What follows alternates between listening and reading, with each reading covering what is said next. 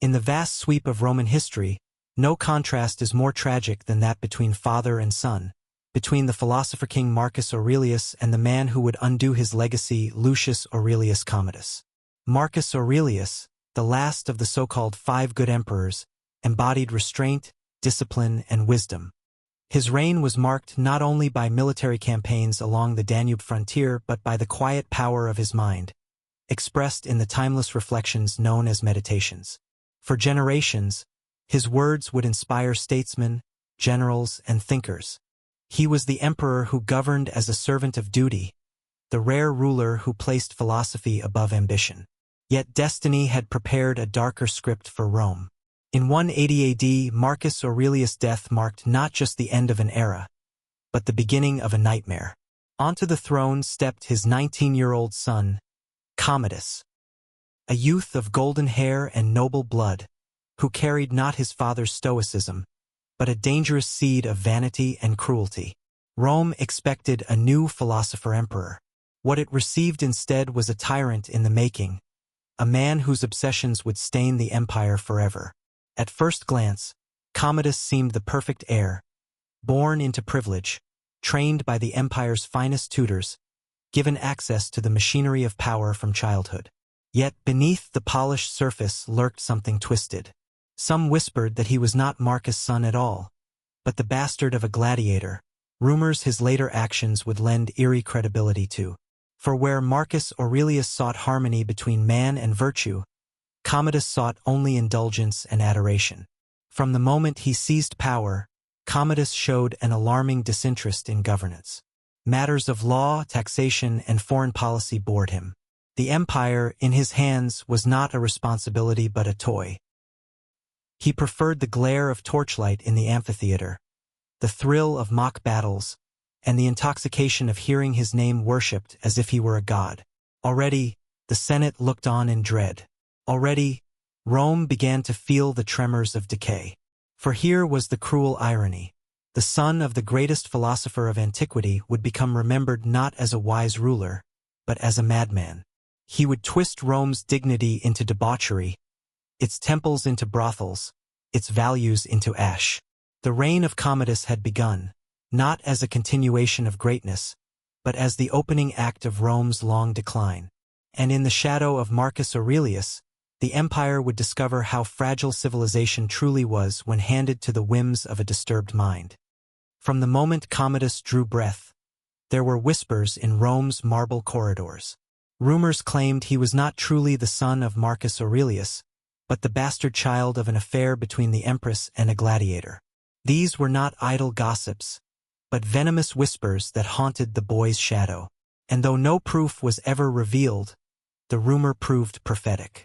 For Commodus would one day embrace the arena, the very world of blood and sand, as the center of his identity. Raised inside the golden walls of the imperial palace, Commodus knew only privilege.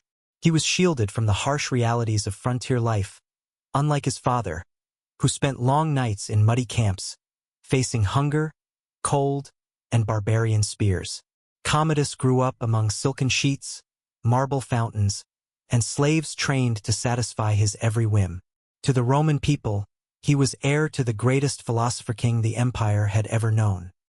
But to those who watched closely, there was already a darkness behind his boyish smile. The tutors chosen for him, masters of rhetoric, philosophy, and law, were frustrated by his indifference. He cared nothing for wisdom or duty, ignoring the lessons of governance. Instead, he craved flattery and amusement.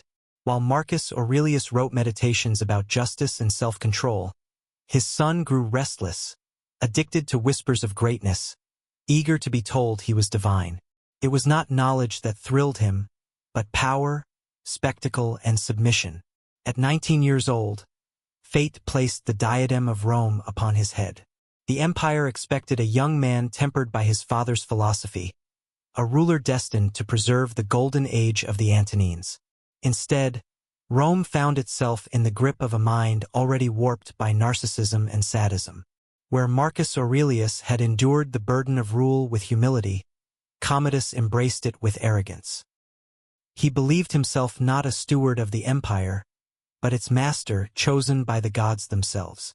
The people were not citizens in his eyes, but subjects destined to bow before him. To question Commodus was to challenge Hercules reborn. To deny him was to invite humiliation, suffering, or worse. And so the stage was set. The philosopher's son, rather than continuing his father's legacy of wisdom, became a mirror opposite, self-indulgent, cruel, and unmoored from reality. In the gilded halls of the palace, Rome's future twisted into nightmare. A mad emperor had been born, and the greatest empire in the world was about to witness its dignity torn apart, piece by bloody piece. When Commodus ascended the throne, he quickly abandoned the burdens of governance. The routine of council meetings, decrees, and negotiations bored him to death. To manage the empire, he delegated power to freedmen and sycophants, men who owed everything to his favor and repaid him with endless flattery. In their hands, justice was corrupted, offices were sold, and the state became a hollow shell. Commodus himself turned his gaze elsewhere, to fantasy, to spectacle, to his obsession with becoming a god among men. It was not enough for Commodus to be emperor. He needed to be worshipped. He proclaimed himself the living reincarnation of Hercules, the demigod son of Jupiter. Soon, statues of Commodus wearing the lion's skin and carrying Hercules' great club appeared across the empire, replacing the likenesses of his father and forefathers. Temples that once honored Rome's ancient gods now displayed his image, with inscriptions hailing him as divine. But Commodus' delusion did not end with marble and bronze. He began appearing in public dressed not as a Roman emperor, but as the mythical hero himself. Draped in the pelt of a lion, clutching a heavy wooden club, he strutted before the people of Rome. The crowd, half terrified and half disgusted, bowed reluctantly. Some cheered only because Praetorian guards stood nearby with watchful eyes. To deny Commodus his worship was to invite destruction. The Senate, once the proud heart of Roman politics, endured humiliation after humiliation. Senators in their white togas were forced to attend Commodus' bizarre ceremonies. They watched in horror as the emperor descended into the arena, slaughtering tethered animals or rigged opponents, while demanding applause as if he were a gladiatorial champion. These contests were no displays of courage or skill. They were grotesque parodies, staged only to feed Commodus' hunger for recognition. To the Romans who remembered the gravitas of Marcus Aurelius, the contrast was unbearable. The philosopher-emperor had sought wisdom in hardship, writing of restraint and humility. His son, dressed as Hercules, sought only vanity and spectacle. He mocked the institutions that once bound the empire together, stripping them of dignity and turning them into his private stage. The illusion of divinity made Commodus reckless. He no longer saw himself as mortal, bound by laws or limits. He believed himself a god, untouchable, ordained to dominate not only Rome, but the very order of the world. For the citizens trapped under his reign, it was the beginning of a nightmare. Rome itself transformed into a theater, and the emperor its mad actor, playing Hercules while dragging a civilization toward ruin. If Rome was the beating heart of the empire, then the imperial palace should have been its sanctuary of order, law, and tradition. Under Commodus, however, it was transformed into something unspeakable, a palace of nightmares, where the seat of empire became a theater of debauchery and degradation. The emperor's appetites were limitless.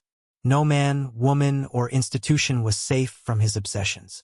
Slaves were compelled to play roles in grotesque performances. Nobles, stripped of their dignity, were forced into humiliating acts that mocked their station. Even the Vestal Virgins, those sacred guardians of Rome's spiritual purity, were coerced into breaking vows that had stood inviolate for centuries. In Commodus' twisted imagination, the most sacred could only gain meaning when it was defiled. He demanded that his partners call him not emperor, but god. Jupiter, Apollo, Hercules, these were the names Commodus required to hear whispered in submission as he enacted his fantasies. To refuse him was to invite torment. To comply was to forfeit honor, reputation, and soul. The palace became infamous for its orgies, not mere indulgences of the flesh, but orchestrated spectacles. Commodus gathered 300 concubines, imported from every corner of the empire, and staged marathon celebrations of excess that lasted for days. Exotic animals were brought into banquet halls, feasts overflowed with delicacies from Africa and Asia, and musicians played while the emperor reveled in his degradation of others. Yet even pleasure was not enough for Commodus. He demanded worship within suffering. Victims, their voices trembling, were ordered to compose poems praising his glory, to sing of his divine strength, even as they endured cruelty.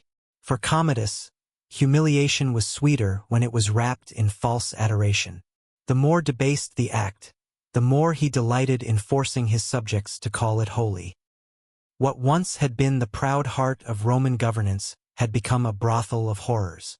The corridors where emperors once debated policy and generals once planned campaigns were now filled with screams, sobs, and hollow laughter. Sacred vows, noble dignity, and Roman virtue were trampled beneath Commodus' desires. For those forced to endure it, survival meant silence. To resist was to vanish into dungeons or worse. To participate was to live in shame forever. And for Rome as a whole, the message was clear. The empire itself had been chained to the perversions of a mad emperor. The palace of Commodus was no longer a house of Caesar. It was a house of desecration, where virtue died and tyranny celebrated its triumph in torchlight. Rome had always prided itself on a delicate balance between the sacred and the civic. Rituals, marriages, fertility rites, and sacrifices were not simply private matters. They were the lifeblood of Roman identity, the threads that bound family, state, and gods into one. Under Commodus, that sacred fabric was ripped apart and defiled. The emperor delighted in corrupting what Romans held most holy. Fertility ceremonies, once meant to celebrate life and continuity, were twisted into spectacles of humiliation. Marriage rites, once binding families together under divine witness, were mocked, polluted with obscene parodies. Priests, guardians of the divine order, were dragged into torchlit halls and forced to participate in grotesque ceremonies that spat upon their vows. What was once sacred became a theater of degradation, and Commodus himself presided as both high priest and predator. In this nightmare inversion, noblemen, scions of proud Roman families, were stripped of dignity, made to serve as jesters or slaves in Commodus performances. Meanwhile, slaves and gladiators, men of no rank, were elevated to mock positions of authority, commanded to humiliate senators and patricians. It was a grotesque reversal of the Roman social order, a deliberate perversion meant to break the spirit of the elite and show that in Commodus Rome, honor was worth nothing. The values that had sustained the empire for centuries, gravitas, the weight of dignity, and dignitas, the honor of station, crumbled into dust under his rule. Senators once feared for their lives. Now they feared even more for their humiliation. Aristocrats who had inherited centuries of prestige found themselves bowing to the whims of gladiators, while Commodus laughed from his throne. But degradation was not confined to ceremony. To feed his excesses, Commodus bled Rome dry. The treasury, carefully built up by generations of emperors, was squandered on spectacles of vice. When gold ran short, he turned to cruelty cloaked as law. Treason charges appeared overnight, fabricated to strip wealthy citizens of their fortunes. Once untouchable families watched their estates confiscated, their sons imprisoned, their daughters dragged into the emperor's games. And if that were not enough, the empire's highest offices were auctioned like trinkets in the marketplace. Governorships, priesthoods, even military commands went to the highest bidder. For a bag of gold, a man of no merit could command a legion. For a bribe, a corrupt freedman could wear the robes of Rome's priests. The republic's traditions, already fragile under centuries of autocracy, collapsed entirely into Commodus' marketplace of power. This was no longer the Rome of Augustus or Marcus Aurelius. Under Commodus, Romanitas, the very essence of what it meant to be Roman, died a slow and humiliating death. Civilization itself seemed to rot, as the emperor turned the eternal city into his own grotesque parody of empire. For the Romans who lived through it, The reign of Commodus felt like watching their civilization unravel under the grip of a predator. Historians of the age, men like Cassius Dio, described his actions with barely concealed horror. He wrote not as a distant scholar but as a man who had seen the emperor's cruelty firsthand. What Dio preserved on parchment was not the tale of a ruler gone astray, but the diary of a city held hostage by a madman. Physicians of the era, though limited in their understanding, saw something deeply unnatural in Commodus' mind. They recorded violent mood swings, sudden bursts of paranoid suspicion, and chilling fits of cruelty followed by manic laughter. He trusted no one. Not his senate, not his soldiers, not even those closest to him. Friends could become enemies overnight. Lovers could become victims within hours. By modern standards, historians suggest Commodus may have suffered from a severe personality disorder, perhaps psychopathy, sharpened by absolute power. But for the ordinary citizens of Rome, there was no need for diagnosis. To them, the truth was simple. Their emperor was no longer a man of flesh and reason. He was a predator wearing the mask of a god. His gaze was dangerous, his whims lethal. A single word from him could destroy a household. A gesture could ruin a family's honor. And a passing obsession could doom entire districts to misery. And so, an atmosphere of terror spread across the empire like a plague. Families did what they could to shield themselves. Fathers sent their sons to distant provinces, away from the emperor's eye. Mothers taught their daughters silence, warning them never to draw attention. Public celebrations grew muted, once proud festivals reduced to hushed rituals, for fear that beauty, laughter, or joy might catch Commodus' notice. The streets of Rome grew quieter, more cautious. Citizens averted their gaze from palaces and parades, careful never to cheer too loudly or speak too freely. Merchants conducted business in whispers, families worshipped their gods in secret, and laughter itself seemed dangerous in the shadow of the palace. Silence became Rome's shield. Fear became its daily bread. Commodus' madness was not confined to the walls of his palace. It seeped into every forum, every home, every heart. His paranoia infected the empire, turning a city of triumphs into a city of shadows. In those years, Rome did not feel like the capital of the world. It felt like a cage, ruled not by a man, but by a beast that delighted in the suffering of its prey. While Commodus reveled in his fantasies, the empire itself began to rot. Beyond the palace walls, Rome's enemies watched and waited.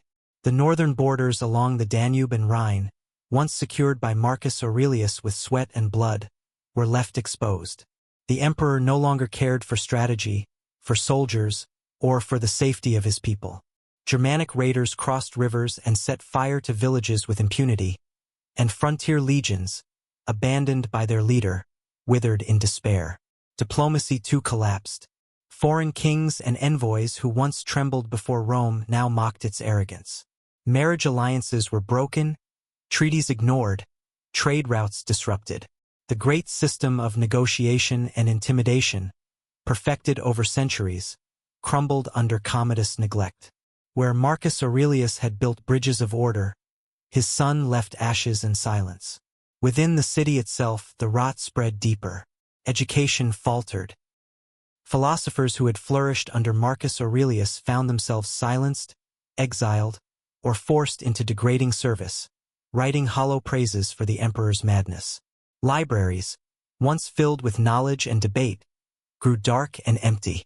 Funds once reserved for public schools were diverted to fuel gladiatorial shows and orgiastic feasts. Wisdom, discipline, and civic virtue, all the things that made Rome Roman, were replaced by the intoxication of spectacle. The gladiatorial games grew more grotesque than ever before. Where once contests had celebrated courage and skill, Commodus transformed them into parodies. Senators and noblemen were forced to attend, their dignity stripped as they clapped for the emperor's staged victories. Even the Praetorian Guard, Rome's elite protectors, were dragged into the arena to act as performers in the emperor's degrading theater. Soldiers who had once defended emperors now played buffoons in his circus of humiliation. The consequences were devastating. Rome's military prestige evaporated. Legions, once feared across the known world, became cynical and demoralized. Officers bought their ranks with bribes instead of earning them in battle. Soldiers began to look not to the emperor for leadership, but to local commanders, sowing the seeds of disunity that would one day tear the empire apart. For the common people, the trauma was palpable. Farmers abandoned their fields near the frontiers. Merchants lost their caravans to raiders. Citizens learned to keep their heads down, surviving one day at a time in a city of fear and spectacle. Rome, once the proud mistress of the world, began to resemble a weary slave bound to the whims of a mad tyrant. The empire that had stretched from the misty forests of Britain to the sands of Egypt was no longer a shining beacon of order and strength. Under Commodus, Rome bled from within. Its greatness drained away, replaced by hollow laughter, broken legions, and the haunting realization that the eternal city was dying before their eyes. By the year 192 AD, Rome had reached its breaking point. The city that once ruled the known world was now suffocating under the madness of Commodus. Senators whispered in terror, generals plotted in secret, and even those closest to the emperor lived in constant fear. His mistress, Marcia, once favored above all others, realized that her privileged position meant nothing. Commodus' paranoia grew so severe that he drew up lists of names. Men, women, even children, marked for death at the slightest suspicion. One day, Marcia discovered her own name written among them. Fear gave way to desperation, and desperation to resolve. Together with Eclectus, the chamberlain, and Laetus, the commander of the Praetorian Guard, she conspired to end the emperor's reign. For years, Rome had endured humiliation. Now the conspirators believed they must strike or be destroyed themselves. Their first weapon was poison. A goblet of wine was laced with deadly substance and offered to the emperor during one of his nightly feasts. Commodus drank greedily, as always, but fate had one last twist. His body convulsed, he vomited violently, and the poison failed to kill him. For a moment, terror swept through the conspirators. Had they failed, their lives would be forfeit by dawn. Then came the second, final plan. If poison could not slay the false Hercules, brute force would. They summoned Narcissus, a towering wrestler who had once trained with Commodus in the arena. On the last night of December, Commodus entered his bath, surrounded by steam and flickering lamplight, his muscles still gleaming with the arrogance of self-delusion. In his mind, he was Hercules reborn, immortal, invincible. But in that same bath, reality crashed down. Narcissus lunged, wrapping his arms around the emperor's throat. Commodus thrashed in the water, clawing at his attacker. His mouth open in silent screams as the bath splashed red with panic. Naked, helpless, stripped of all his delusions, the emperor who had demanded the worship of gods was reduced to a drowning animal. The strength he gloried in could not save him. Moments later, it was over. The man who had defiled temples, mocked Rome, and called himself a god lay lifeless beneath the water, strangled by the hands of a slave. Thus ended the reign of Commodus, not in the triumph of Hercules, not in the glory of a god, but in the pitiful silence of a strangled tyrant. His death, though grim, was a moment of release. For the first time in years, Rome could breathe. Yet the scars he left behind would never heal, and his legacy would forever remind the world how madness at the top can poison an empire to its core. The death of Commodus did not bring silence. It unleashed fury. In the Senate chamber, long-suppressed rage finally broke free.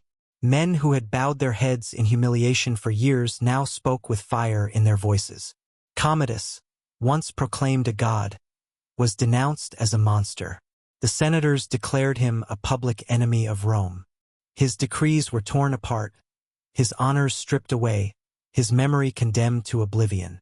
The Romans had a name for this punishment: damnatio memoriae, the damnation of memory. It was the ultimate erasure, the sentence reserved for tyrants whose legacy was considered too poisonous to endure. Across the empire, masons were ordered to chisel Commodus' name from inscriptions. Statues of the emperor were dragged down from pedestals, their faces smashed with hammers, their remains buried in the dirt. Coins bearing his image were melted into anonymity. Rome tried, with hammer and fire, to erase the mad emperor from existence. Yet memory is not so easily destroyed. For though Commodus' likeness was shattered, his stain remained. Ordinary Romans whispered of the years of humiliation, of the sacred defiled, of the empire mocked. They remembered the fear in their homes, the silence in their streets, the suffocating weight of his madness. Commodus had wanted to be immortal through glory. Instead, he achieved immortality through infamy. Historians like Cassius Dio, who had survived his reign, ensured that the emperor's crimes would never fade. In their words, Commodus lived on, not as a god, not as Hercules reborn, but as a cautionary tale. His story became a symbol of how unchecked power can twist a civilization from the inside out. Rome had been the pinnacle of human achievement, the master of the known world. And yet, under Commodus, it had been reduced to a stage for one man's madness. The irony was bitter. Commodus had renamed months, legions, even cities after himself, desperate to ensure his memory would outlast eternity. But what survived was not reverence, but ridicule. The Senate could erase his name from stone, but history remembered something far darker. For centuries to come, his reign stood as proof of how fragile greatness truly is. An empire can build walls of marble, armies of steel, and laws of iron. But when power is handed to a man without conscience, even Rome, the eternal city, can bleed.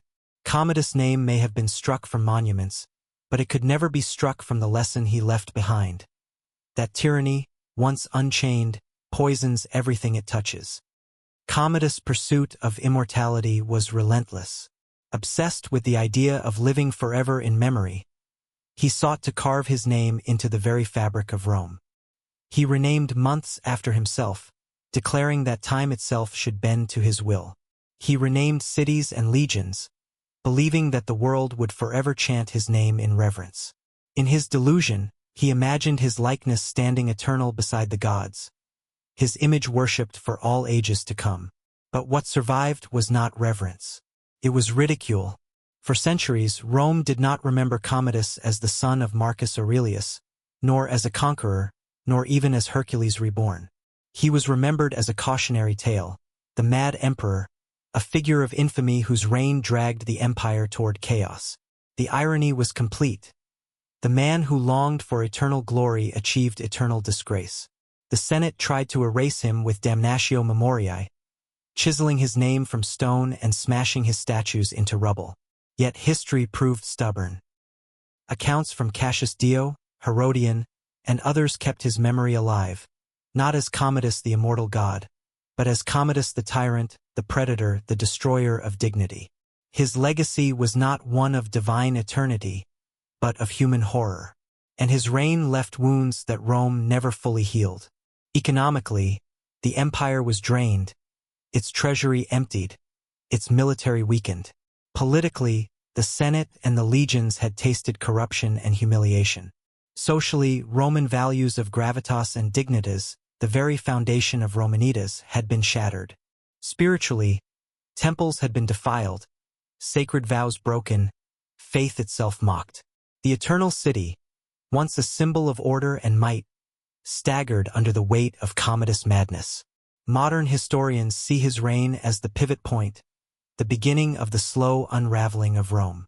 What Edward Gibbon would later call the decline and fall of the Roman Empire did not begin with invasion or famine, but with the corruption at its very heart. Commodus was the spark that lit the long fire of decay. And so his legacy endures, not in marble, not in gold, but as a timeless warning. When absolute power is given to a disturbed mind, when fear replaces law, and when vanity devours duty, even the greatest civilization can collapse into a theater of depravity. Commodus wanted to be worshipped as a god. History gave him immortality instead, but only as a monster, a reminder of how thin the veneer of civilization truly is.